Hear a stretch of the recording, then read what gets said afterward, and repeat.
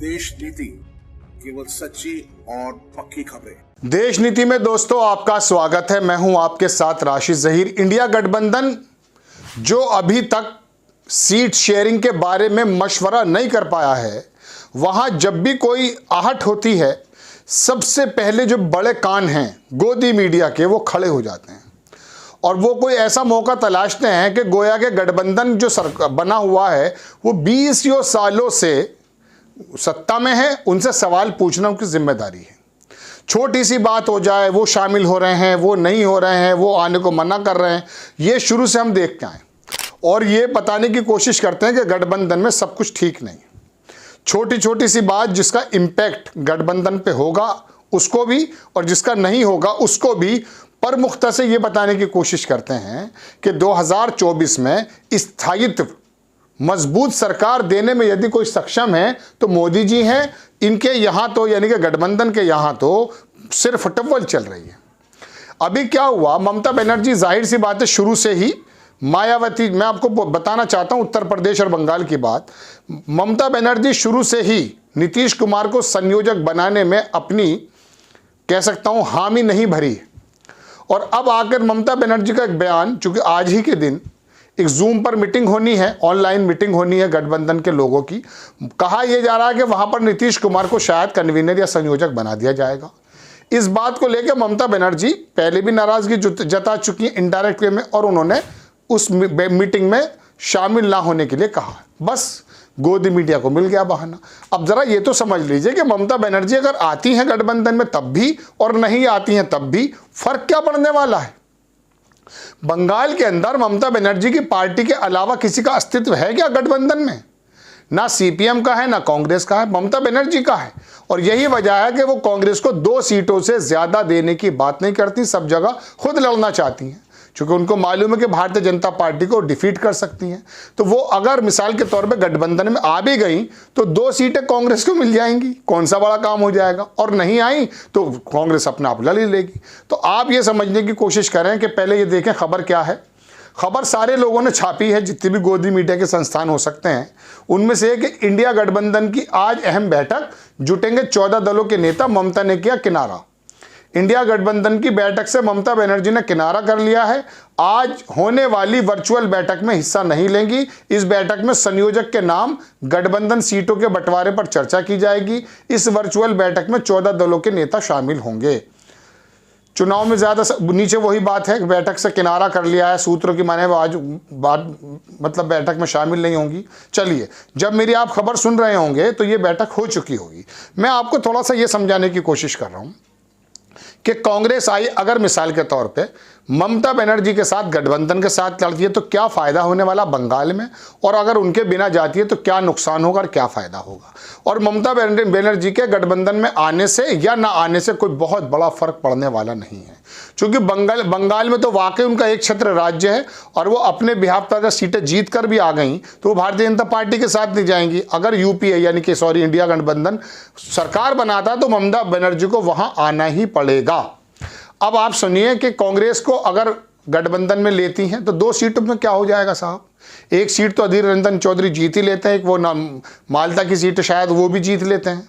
इसके अलावा मैं अब आपको थोड़ा सा वोट परसेंटेज बताना चाहता हूं, कांग्रेस की रणनीति क्या होनी चाहिए और क्या हो सकती है, और गोदी मीडिया बिला वजह ममता बनर्जी के इन और आउट करने पर किस प्रकार की हंगामा खेज खबरें चला रहा है, वो सिर्फ यही जताने के लिए कि देखिए इंडिया गठबंधन में सब कुछ ठीक नहीं।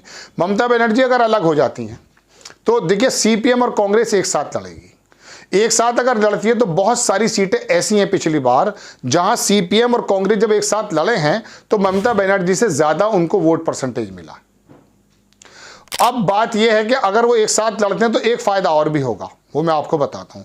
जिस तरह से उत्तर प्रदेश में अखिलेश यादव को ज्यादा सीटें मिलने की वजह से कुछ वोट परसेंटेज जो गठबंधन में कांग्रेस की वजह से आना तो चाहता है, लेकिन जब वो देखेगा कि कैंडिडेट अखिलेश यादव की पार्टी का तो वो भाजपा में चला जाता है ऐसे समय। ऐसे ही में ममता बनर्जी की भी कुछ मुखालफत वहां है, इसमें कोई दो राय नहीं है, एंटी इनकम्बेंसी है। वो वोट जब मिसाल के तौर पे गठबंधन में अगर तीनों एक साथ आ जाते हैं तो वो वोट कहां जाएगा, वो वोट मजबूरन भाजपा में चला जाएगा।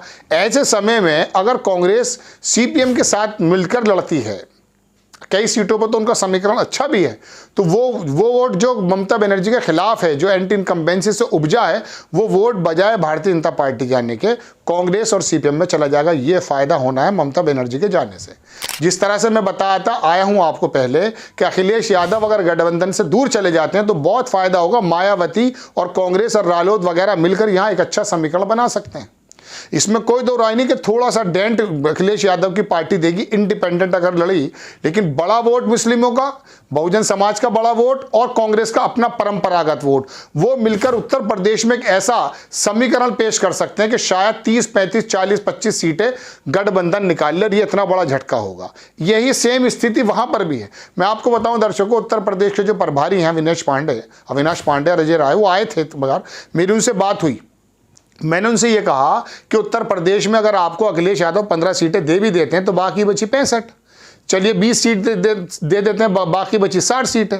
तो यहां पर जो 60 सीटों पे कांग्रेस का कैंडिडेट जब नहीं होगा तो कांग्रेस का जो परंपरागत वोट है, जो कांग्रेस को ही देना चाहता है, वो अखिलेश को तो देता नहीं है, वो चला जाएगा भाजपा में। तो आपको दो तरफा नुकसान है। तो उन्होंने बिल्कुल साफ कहा मेरे सवाल के जवाब में कि आपका सुझाव, मैं सुझाव नहीं कर रहा, मैं उनको सवाल कर रहा था।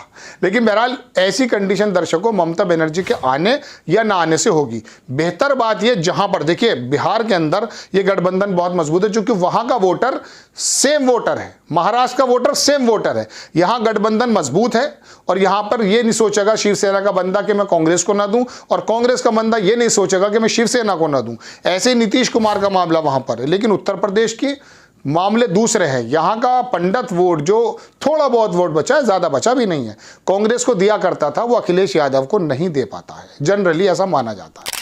ऐसे समय में अगर कांग्रेस बहुजन समाज पार्टी के साथ मिलकर चुनाव लड़ती है और रालोद भी अगर आ जाता है इसमें वेस्ट यूपी की, तो वहां पर ऐसे ही फायदा होगा जैसा कि मैंने आपको बंगाल का फायदा बताया।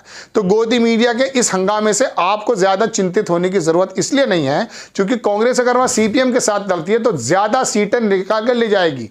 मैं आपको बताऊं 2014 की बात, हाँ 2014 में भाजपा का बंगाल के अंदर प्रतिशत था 17, 2000 में, और वहां पर जो सीपीएम था उसका जो प्रतिशत था वो गालिबन ऐसा था 29, ठीक, बीजेपी का 17 और सीपीएम का 29 और कांग्रेस का 10, 29 और 10 मिला के 40 हो जाता है। और ममता बनर्जी का 2014 में कितना था? मात्र 39।